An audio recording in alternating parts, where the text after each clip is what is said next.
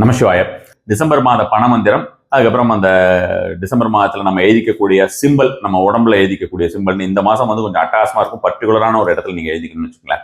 So அது மாதிரியான ஒரு விஷயம் சிம்பிள். அதுக்கப்புறம் உங்கள் வீட்டுக்கு பின்னால் ஒட்டக்கூடிய ஒரு சிம்பிள், வீட்டுக்கு மெயின் கதவுக்கு பின்னால் ஒட்டக்கூடிய ஒரு சிம்பிள்.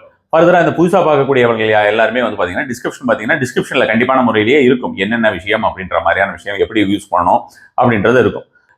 கார்த்திகை நாள், அதாவது 4ஆம் தேதி கார்த்திகை பௌர்ணமி, சர்வாலய தீபம் அப்படிங்கிறது 4ஆம் தேதி தான் வச்சுக்கோங்களேன். கார்த்திகை, இந்த கார்த்திகை பற்றி நான் தனியாக ஒரு பதிவு போடுறேன். 3ஆம் தேதி வந்து பார்த்தீங்கன்னா திருவண்ணாமலை தீபம். அந்த நாள்லையுமே வந்து ஒரு சில வீடுகள்லாம் பண்ணுவாங்க. வீடுகளில் சர்வ ஆலயங்களிலுமே செய்யறதுங்கிறது வந்து பார்த்தீங்கன்னா அந்த பௌர்ணமியும் கார்த்திகை காலையில், கார்த்திகை நட்சத்திரம் வந்து காலையில் இருக்கக்கூடிய ஒரு டைமும் தான் வந்து செலக்ட் பண்ணுவாங்க.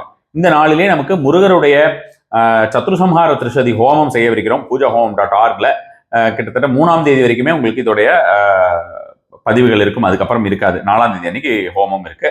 மத்தியானம் 2 மணி முதல் லைவா வந்து பரிகார ஸ்தலம் சேனல்ல கிடைக்கும். இந்த ஒரு ஹோமத்தை பொறுத்த வரைக்கும் நீங்க கேட்கும் பொழுதே உங்களுக்கு அதோட கூஸ் பம்ப்ஸ் எப்படி இருக்கும். நம்ம வந்து கந்தசஷ்டி பண்ணினோம், 6 நாளுமே பண்ணினோம். அது எப்படி இருந்ததுன்றது நீங்க பார்த்தவங்க எல்லாருமே அதை அனுபவித்திருப்பார்கள். அது மாதிரியாக ரொம்ப ரொம்ப எஃபெக்டிவான ஒரு விஷயம். அதுலயே வந்து பார்த்தோம்னா முக்கியமாக சில விசேஷ பிரசாதங்களுமே போட்டிருக்கோம். உங்களுக்கு தேவைப்பட்டதுன்னா அதை போய் பாருங்க. எல்லாமே நான் வந்து உங்களுக்கு டிஸ்கிரிப்ஷன்லயும் சரி, ஃபர்ஸ்ட் கமெண்ட்லயுமே பின் பண்ணியிருக்கேன், பார்த்துக்கோங்க. நம்ம இப்போ பதிவுக்குள்ள போயிடலாம். இந்த பதிவு இந்த ஒரு மாதத்துல நீங்கள் உங்களுடைய செல்ஃப் இம்ப்ரூவ்மெண்ட், எனக்கு இந்த ஒவ்வொரு நாளுமே எனக்கு இம்ப்ரூவ்மெண்ட் இருக்கணும் அப்படிங்கிறதான எல்லாருடைய எண்ணமே. அப்படி உங்களுக்கு தேவைப்படுபவர்கள் பார்த்தீங்கன்னா ராஜகணபதியை வணங்குவது அப்படின்ற மாதிரியான ஒரு விஷயம். ராஜகணபதி கோயிலுக்கு போயிட்டு வழிபடுவது அப்படின்றது. இல்லையானா கணபதியவே ராஜ அலங்காரத்தில் இருக்கக்கூடிய கணபதியுடைய ஒரு போட்டோவை வச்சுட்டு வழிபடுறதையும் கூட இப்பெல்லாம் உங்களுக்கு ஏஐலையும் பண்ண முடியும். ஏகப்பட்டது உங்களுக்கு வந்து கூகுள்லயே கிடைக்கும்னு வச்சுங்களேன். இமேஜஸ்ல ராஜகணபதியும் போட்டீங்கனாலே வரும். அவரை பார்த்து வழிபட்டு வருது அப்படின்றது ஒரு அட்டையில நீங்க எடுத்து ஒட்டி வச்சுட்டு நீங்க வழிபட்டு வந்தீங்கன்னா கூட உங்களுக்கு போதும், அதற்குண்டான பலன் கிடைக்கும். தினசரியே நீங்கள் அவருக்கு ஒரு 2 அருகம்புல் வச்சுட்டு அந்த அருகம்புல் அப்படியே எடுத்து நீங்க உங்க பேக்கெட்ல வச்சுட்டு போகலாம் வெளியில போகும்போது. ஸோ இது ஒரு முக்கியமான விஷயம். அடுத்ததாக சிவன், உங்களுக்கு வந்து ஒரு ஆன்மீக விஷயத்திலே நான் முன்னேற்றம் அடைய வேண்டும். அதே மாதிரி எனக்கு ஏகப்பட்ட லக்கு திடீர்னு வரணும், திடீர்னு ஒரு ஃபார்ச்சூன் எனக்கு எங்கிருந்துன்னு வர்றதுன்னு தெரியாம ஏதாவது ஒரு ஃபார்ச்சூன் எனக்கு அடிக்கணும், ஒரு பாக்கியம் இருக்க வேண்டும் அப்படின்றது தான் சிவ வழிபாடு செய்வது அதிகப்படியான ஒரு பலன் தரக்கூடியதா இருக்குன்னு வச்சுக்கலாம். அதே மாதிரி வந்து பார்த்தோம்னா நரசிம்மர் வழிபாடு உங்களுக்கு சடன் லக்கு. இப்போ நான் ஆல்ரெடி சொன்னது சிவனுமே நான் வந்து பார்த்தீங்கன்னா உங்களுக்கு பாக்கியம் லக்கு எல்லாம் ஒன்று தான். ஸோ அதே மாதிரியான லக்கு வந்து உங்களுக்கு பார்த்தீங்கன்னா நரசிம்மர் வழிபாட்டிலையுமே வரும். நரசிம்மர் வழிபாடு இந்த ஒரு மாதத்திலே கண்டிப்பாக தேவை அப்படின்ற மாதிரியான விஷயமாகவும் சொல்லலாம்.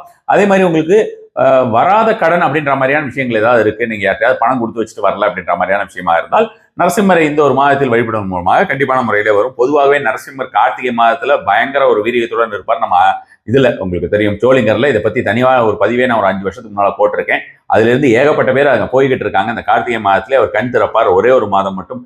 அதனால போயிட்டு இருக்காங்க. இப்போ விஞ்ச் கூட இருக்கு. அதனால முடிஞ்சா போயிட்டு வாங்க, அதுவே நல்ல ஒரு பலன் தரக்கூடியதா இருக்கும். அதுக்கப்புறம் வந்து கடன் நம்ம வாங்கியிருக்கோம், அந்த கடனுடைய தொல்லைகள் குறைய வேண்டும், அந்த கடன் வந்து நீங்க வேண்டும் அப்படின்ற மாதிரியான ஒரு விஷயமாக நீங்கள் நினைத்தீர்கள் என்றால் பைரவர் அல்லது காளியை வழிபடுவது இந்த ஒரு மாதத்திலே அதிகப்படியான பலன் தரக்கூடியதா இருக்கும். டிசம்பர் மாதத்தை பொறுத்த வரைக்கும் சிவனை வழிபடுறீங்களே, இப்போ சிவனை வழிபடுறா எப்படியா இருந்தாலும் நம்ம கோயிலுக்கு போயிட்டு சிவனை மட்டும் வழிபட்டு வர மாட்டோம், அம்பாளை வழிபடாம வரப்போறது கிடையாது. இந்த சிவன் அம்பாளை நம்ம வந்து தொடர்ந்து இந்த ஒரு மாதத்திலே வழிபடுவதன் மூலமாக ஏதாவது விரயம் அப்படின்ற மாதிரியான ஒரு விஷயம் இருந்தது அப்படின்றதுன்னா அது கண்டிப்பான முறையில போகும்னு வச்சுக்கோங்க. சடன் லாஸ், திடீர் வீழ்ச்சி, திடீர் ஒரு டிரான்ஸ்ஃபர்மேஷன்னா நெகட்டிவ் டிரான்ஸ்ஃபர்மேஷன். திடீர்னு ஒரு சரிவு வருது, என்ன எப்படி இருக்கும் அப்படின்னே தெரியாத அளவுக்கு சடனா ஒரு சரிவு வந்துருது. நம்ம வந்து சேர்த்து வச்சதெல்லாம் போச்சு. அது வந்து பணமாக இருந்தாலும் சரி, அல்லது வந்து நன்மதிப்பாக இருந்தாலும் சரி, எதுவாக இருந்தாலும் அப்படின்ற மாதிரி விஷயமா இருந்தா உங்களுக்கு வந்து சிவனையும் அம்பாளையும் வழிபடுவது அதிகப்படியான ஒரு பலன் தரக்கூடியதா இருக்குன்னு வச்சுக்கலாம். அடுத்ததாக இந்த ஒரு மாதத்திலே நம்ம வந்து சொல்ல வேண்டிய அந்த ஜோடியாக் மந்த்ரா, அதாவது ராசிக்கு உண்டான மந்திரம், வைப் மந்த்ரா என்னன்னு பார்த்தீங்கன்னா மேஷம் அசல் ரேட். நான் வந்து இந்த தடவை தமிழ்லையும் போட்டிருக்கேன். ஸோ நான் கடை சொல்லிட்டு போயிடுறேன். தேவைப்படுறவர்கள் அந்த ப்ரொனன்சியேஷனுக்காக மட்டும் பார்த்துக்கோங்க.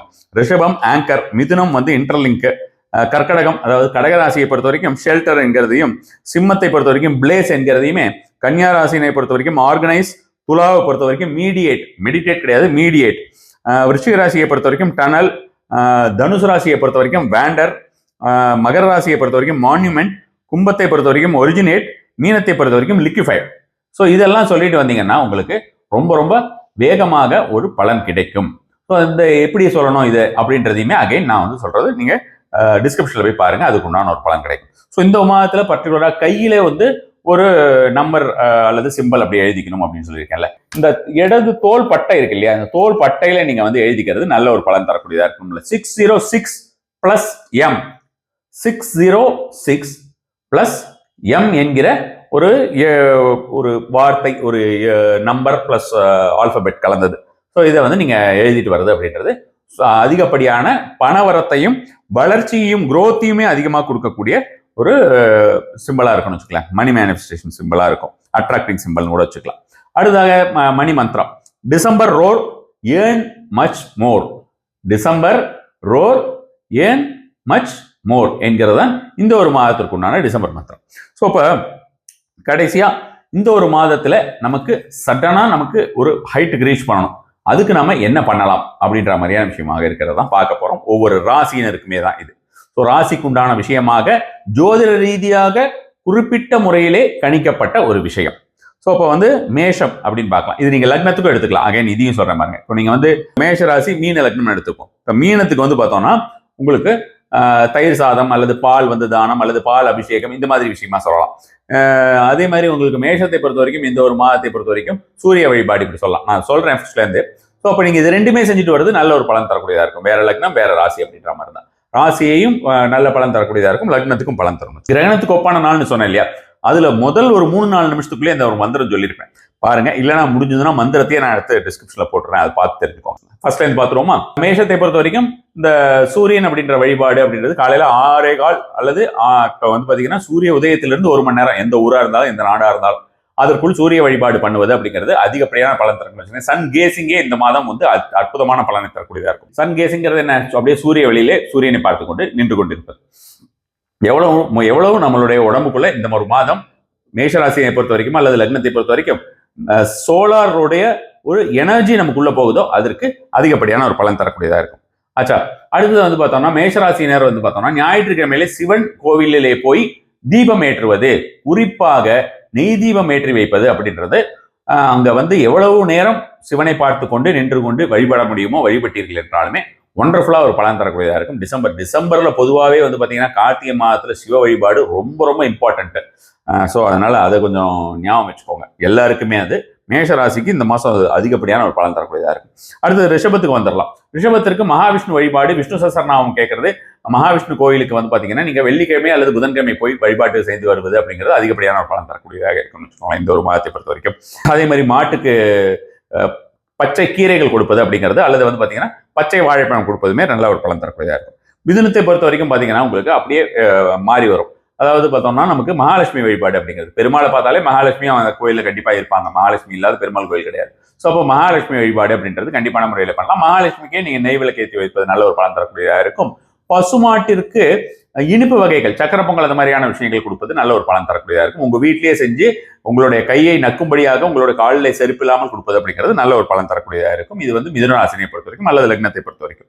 அதே போல வந்து பார்த்தீங்கன்னா மகாலட்சுமி அஷ்டகம் கேட்பது அதிகப்படியான பலன் தரக்கூடியது. எப்படி வந்து நான் வந்து ரிஷபராசிக்கு வந்து விஷ்ணு சஹஸ்ரநாமம் சொன்னேன்னா அதே மாதிரி வந்து பார்த்தீங்கன்னா உங்களுக்கு மிதுன ராசியை பொறுத்த வரைக்கும் மகாலட்சுமி அஷ்டகம் அதை கேட்பதும் பலன் தரும், சொல்வதும் பலன் தரும், சொல்றது சூப்பரா பலன் தரும்.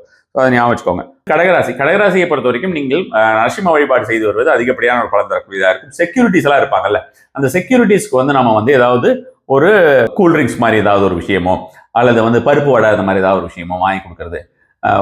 வடையும் டீயும் இல்லை, வடையும் கூல்ட்ரிங்க்ஸ். இந்த டைம்ல போய் கூல்ட்ரிங்க்ஸா மழைக்காலமாச்சு அப்படின்ற மாதிரி இங்க சவுத்துல இருக்கிறவங்க எல்லாம் நினைக்கலாம், அல்லது தமிழ்நாட்டில் இருக்கிறவங்க அப்படி அந்த மாதிரி நினைக்கிறீங்கன்னா பருப்பு வடை மட்டும் வாங்கி கொடுங்க. ஜூஸ் வாங்கி கொடுக்கலாமா, வாங்கி கொடுக்கலாம். ஆனா அது ஒரு பரிகார வகையிலையோ இந்த உங்களுக்கு ஹெல்ப் பண்ணக்கூடிய வகையிலையோ சாதாரணமா ஒரு தான வகையில வந்து ஹெல்ப் பண்ணும் அப்படின்ற மாதிரியான விஷயமா தான் சொல்லலாம். மற்றபடி வந்து இந்த பர்டிகுலர் மந்த்துக்கு இந்த ஒரு விஷயம் அந்த ஒரு ஜூஸ்னால உங்களுக்கு ஹெல்ப் பண்ணுமானா அது கிடையாது. நீங்க சாதாரணமா ஜூஸ் டீ எது வேணா வாங்கி கொடுக்கலாம், எல்லாருக்குமே அது வந்து பொருந்தும். சிம்ம ராசியை பொறுத்த வரைக்கும் இந்த ஒரு மாதத்தை சிவ வழிபாடு நல்ல ஒரு பலன் தரக்கூடியதாக இருக்கும். பசுமாட்டிற்கு மஞ்சள் வாழைப்பழம் கொடுப்பது நல்ல ஒரு பலன் தரக்கூடியதாக இருக்கும். நாராயணர் அதாவது விஷ்ணு கோயிலிலே திருமஞ்சனத்தை பார்ப்பது அதிகப்படியான ஒரு பலன் தரக்கூடியதாக இருக்கும். மஞ்சள் வாங்கி கொடுப்பது அதிகப்படியான ஒரு பலன் தரக்கூடியதாக இருக்கும். இது எல்லாமே சிம்மராசிக்கு இந்த ஒரு மாசம் வந்து மஞ்சள் வாங்கி கொடுக்கறதுங்கிறது விஷ்ணு கோயிலுக்கு. பெருமாள், விஷ்ணுனா பெருமாள். கன்னியாராசியை பொறுத்த வரைக்கும் டீ வாங்கி கொடுங்க. கழுதைகளுக்கு, எருமை மாட்டுக்கு, கழுதை, எருமை மாடு, காகம் மூணுக்கும் எவ்வளவு உங்களுக்கு வந்து ஃபீட் பண்ண முடியுமோ ஃபீட் பண்ணுங்க. இது எல்லாமே நல்ல ஒரு பலன் தரக்கூடியதாக இருக்கும். அதே போல வந்து பாத்தீங்கன்னா ரோடு ஸ்வீப்பர்ஸ் இருக்காங்கல்ல, ரோட்ல வந்து கூட்டுறாங்களே, அவங்களுக்கு எல்லாம் உங்களால ஏதாவது ஹெல்ப் பண்ண முடிஞ்சதுன்னா அதுவுமே ஹெல்ப் பண்ணுங்க. ஹெல்ப் இன் த சென்ஸ் பணமா கொடுக்க முடிஞ்சதுன்னா 10 ரூபாயோ 50 ரூபாயோ 100 ரூபாயோ எவ்வளவு முடியுமோ அவ்வளோ, அல்லது சாப்பாடு வாங்கி கொடுக்கலாம். ஏதாவது எது செஞ்சாலுமே நல்ல ஒரு பலன் தரக்கூடியதா இருக்கும். அப்படி சாப்பாடை வாங்கி கொடுக்குறீங்கன்னா புளியோதரையோ அல்லது வந்து பார்த்தீங்கன்னா எல்லோதரை, தட் இஸ் எள்ளு சாதம் வாங்கி கொடுத்தீங்கனாலுமே சூப்பராக ஒரு பலன் தரக்கூடியதாக இருக்கும்னு வச்சுக்கோங்களேன். இது வந்து கன்னியா ராசியை பொறுத்த வரைக்கும் இதே விஷயம்தான் துலா ராசிக்குமே. நான் என்ன கன்னியா ராசிக்கு சொன்னேனோ அதே விஷயத்த துலா ராசிக்கு எடுத்துக்கோங்க. விருச்சிக ராசியை பொறுத்த வரைக்கும் பார்த்தீங்கன்னா உங்களுக்கு என்ன சொல்லியிருந்தேன், நான் சிம்ம ராசிக்கு சொன்ன அதே விஷயம்தான் விருச்சிகத்துக்குமே.